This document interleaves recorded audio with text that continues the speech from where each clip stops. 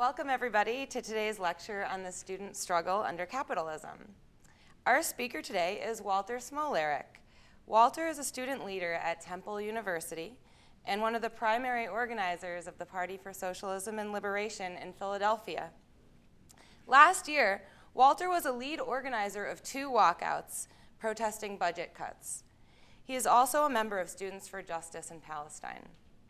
Thank you, and let's give Walter a warm welcome.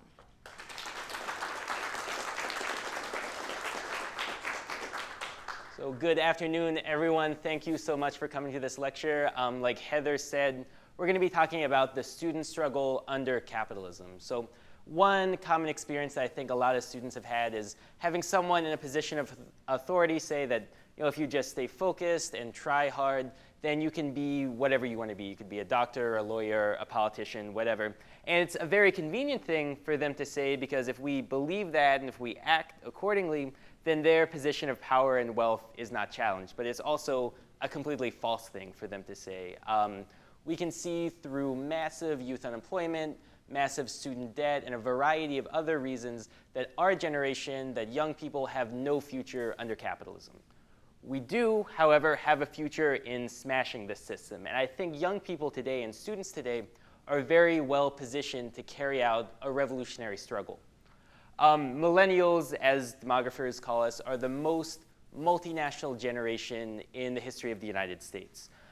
We have progressive instincts on things ranging from LGBT issues to the economy to foreign policy. And we have had, I think, some very important formative political experiences. So, the first political memory I remember having was in 2000 when Bush stole the election. And so that sort of challenged the sanctity of bourgeois electoralism. Then we have the 9/11 attacks, followed by the brutal imperialist wars and occupations in Afghanistan and Iraq. Then we have the economic meltdown starting in 2008 and continuing today, which has had a profound effect on all of our lives. And we've also seen some positive things. We've seen racism challenged. We've seen homophobia challenged. I think that gives us a particularly important and well-positioned consciousness to deal with some of these issues that we're going to be talking about, issues of capitalism, issues of struggle.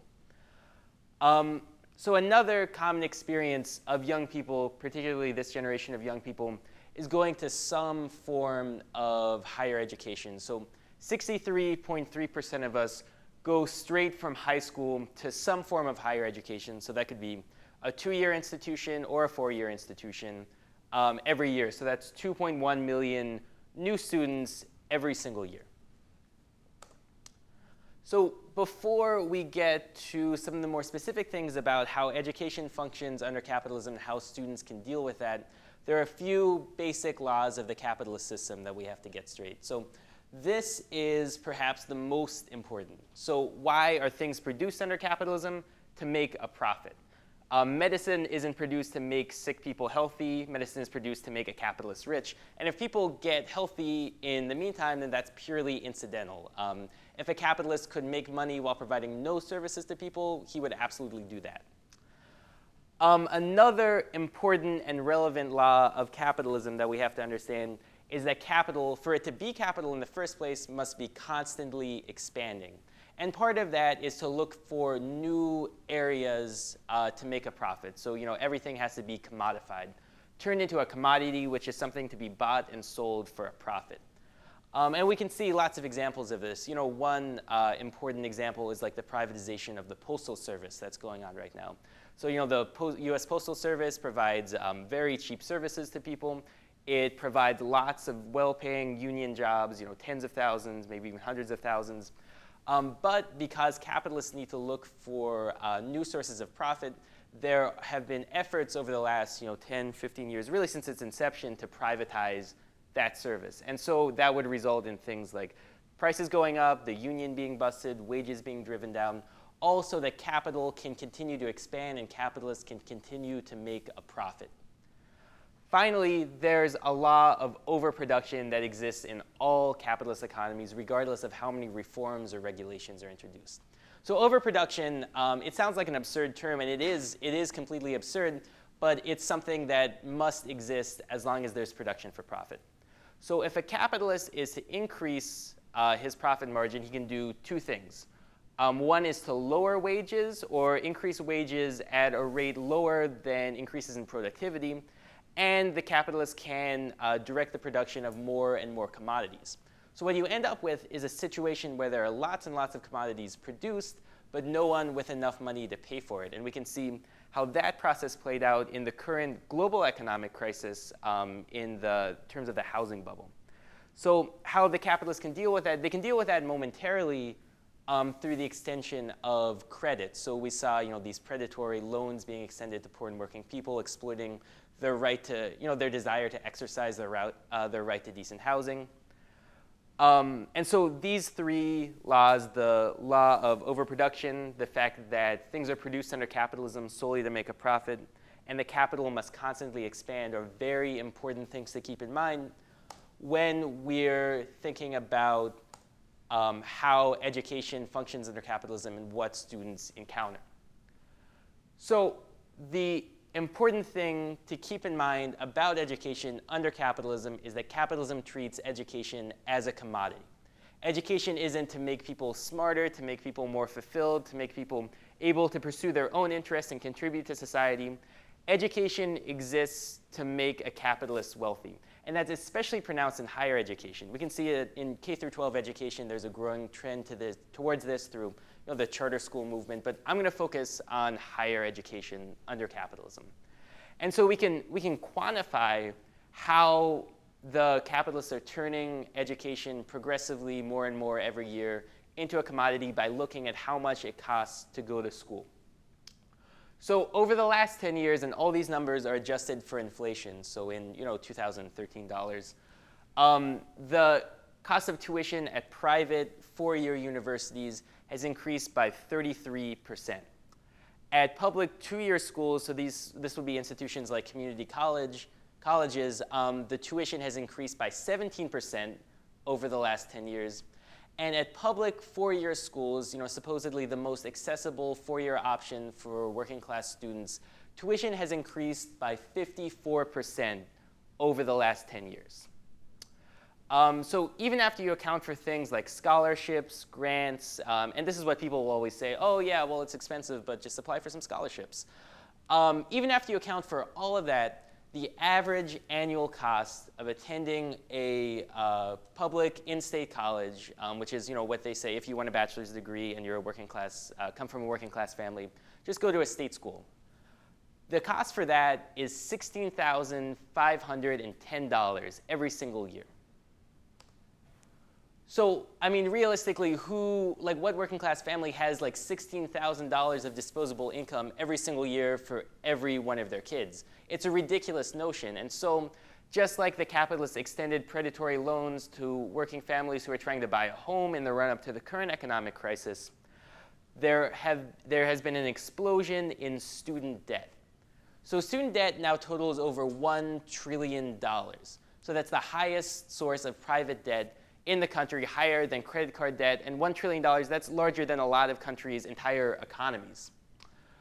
So the average indebtedness in graduation is about $25,000, and I'm pretty lucky. I think I'm just going to end up with $20,000 of debt, but $25,000 is the average indebtedness. And national oppression, the oppression of an entire group of people on the basis of their nationality, plays a major role in this, and we can see that Black students are twice as likely as white students to graduate from a four-year public university with over $30,000 of debt. So at the same time that we see an explosion in tuition rates and student loan debt as a result of that, we also see a worsening employment situation. And so, what a college recruiter or a loan, somebody who works at a bank who will give you loans, they'll argue that, well, if you get a bachelor's degree, then they'll usually say something like $1 million more in your lifetime than somebody who does not have a bachelor's degree. However they could possibly calculate that. And they say that, well, yeah, you'll have to take on this debt now, but after you graduate, you'll get a well-paying job. You'll be able to have a relatively comfortable standard of living, but because the global capitalist system is in crisis right now and is restructuring itself, that is rapidly disappearing. So there's this concept called the new normal that bourgeois economists talk a lot about. And it's basically how capitalism in the United States is going to look after the end of the current economic crisis, which is this deep systemic crisis of capitalism. And there's no indication that that's going to light up anytime soon. But a key thing to keep in mind is that there are 2.7 million missing jobs so far as a result of the economic crisis. And by missing jobs, statisticians mean jobs that would have existed and would have been available to people entering the workforce, but no longer exist or were not created because of the economic crisis. And so, of course, that leads to a youth unemployment crisis. The official youth unemployment rate, and youth, the Bureau of Labor Statistics puts out this number. To them, youth is defined as those under 25 years old. The official youth unemployment rate is 16%. So officially, 1 in 6 young people cannot find a job. And national oppression plays a major role in this as well. The official unemployment rate for young Latinos is about 20%, and for black youth, it's a staggering 30%. There are other ways to measure this too. So the rate of young people who have been completely locked out of the economy, and sometimes these young people are referred to as NEET youth, so not in employment, education, or training. That's 14.8% of all young people. And that's really a staggering statistic that about 1 in 7 young people have absolutely no place in US capitalism under this regime of the new normal. But all of these, these are official statistics, and they're subject to political considerations. Of course, the official statistics agencies want to minimize public perception of the extent of this unemployment crisis. So really, to get an idea of this, we can look at this figure, that half of people aged 16 to 24 in the United States do not have a job. So now they'll argue that this is just particular to the current, they'll say things like business cycle. This, we're in a bust period of the capitalist business cycle, but there'll be a boom again, and then jobs will be created, and just deal with it for a few years, and you'll be fine soon. But the employment situation when somebody enters the workforce, so when somebody graduates from school and tries to get a job, has an impact on your earnings for the rest of your life. So for every percentage point the unemployment rate increases, people receive 6 to 7% lower wages over the course of their lifetime. So what that would mean in practical terms is that somebody who's graduating from school now and entering the labor market when the official unemployment rate is about 8%, will earn about 20% less in their lifetime than somebody who entered the labor market before the crisis happened, when unemployment was about 5%.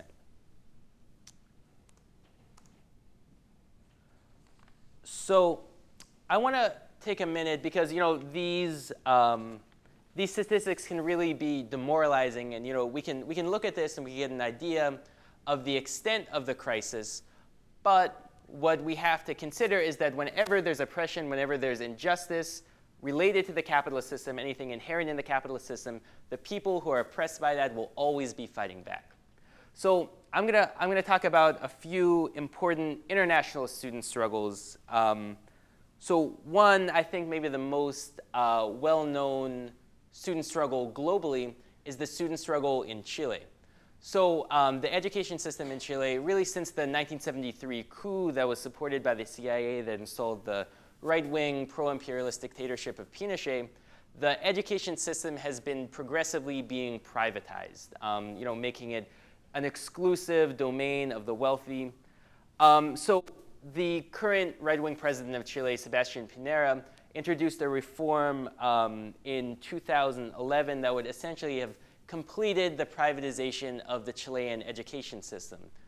But organized by federations of college students and high school students, the Chilean students fought back. So they occupied hundreds of schools across the country, high schools and universities, barricading the doors, fighting the cops, and turning their universities into sites of struggle and sites for the radicalization of the movement, for the radicalization of politics. So the Chilean government unleashed the most brutal repression against the Chilean student movement. beatings, arbitrary arrests, tear gas, and one student was even murdered by the police. A 16-year-old high school student was shot in the chest by cops during a demonstration in Chile. But the students' movement fought on and is continuing to fight on. I think it's important to note that one of the central figures of the Chilean students' movement, a woman named Camila Vallejo, is a member of the Communist Party of Chile. So she, and I think a lot of the leaders of that movement, are fighting not only with an idea that it's a student struggle, but with a perspective of changing the nature of that society altogether. Another important student struggle was the 2010 struggle in Britain.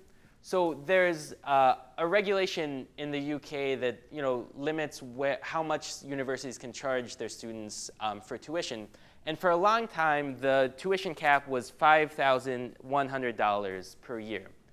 The conservative Liberal Democrat coalition government in Britain in 2010 introduced a reform that would essentially triple tuition for all students in Britain. They would raise the tuition cap from $5,100 to $14,100.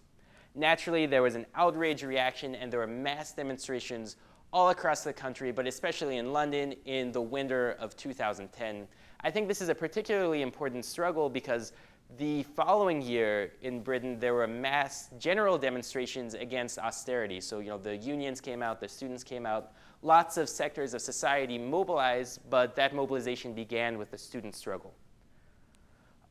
There were a series of student strikes in the University of Puerto Rico in 2010 and 2011. So Puerto Rico is a colony of the United States. It's oppressed by US imperialism.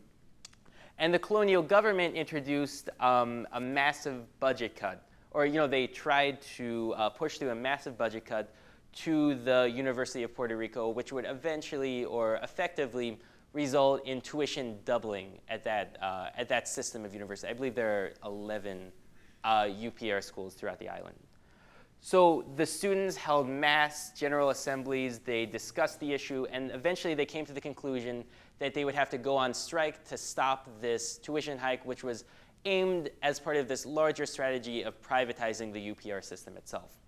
So like the students in Chile, they took over the universities, they barricaded the entrances, and for a very long period of time, they were actually able to keep the cops out. They fought running battles with the colonial police. They were successful for a period of time, and they were able to win some concessions from the government. So finally, I want to talk about the student strike in Quebec.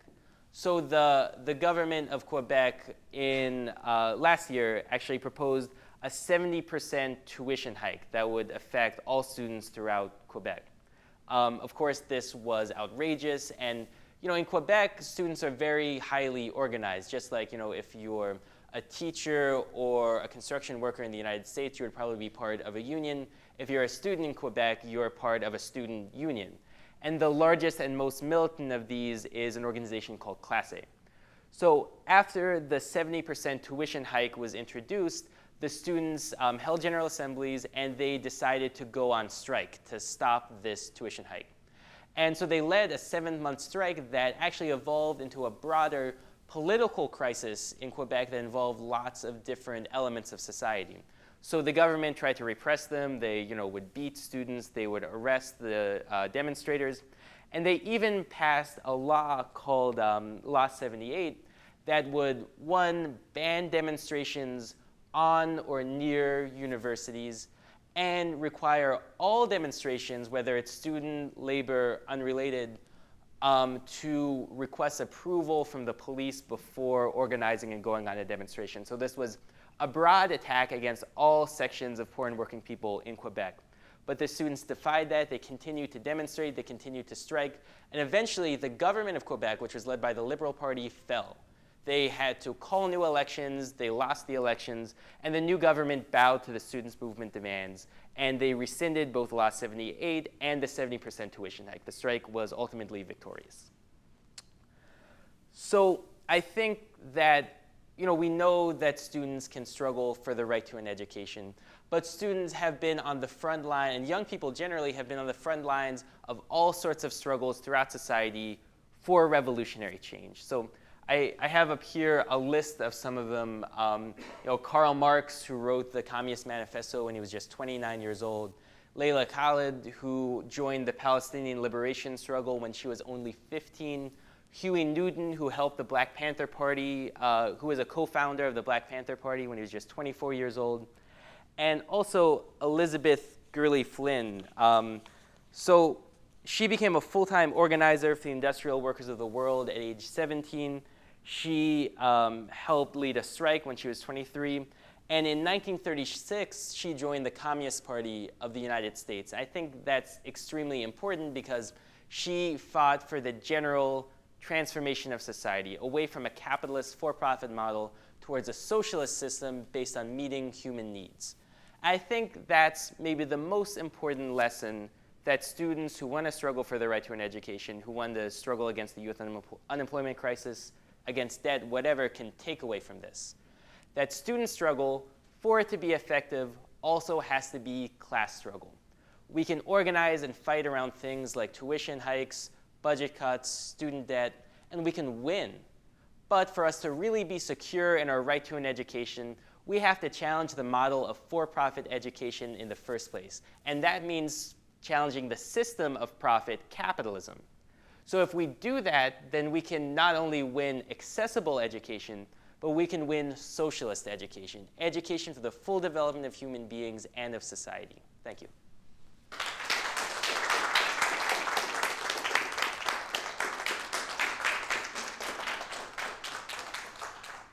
Okay, there have been some questions submitted today from our audience, and so I'll just go right into the first one.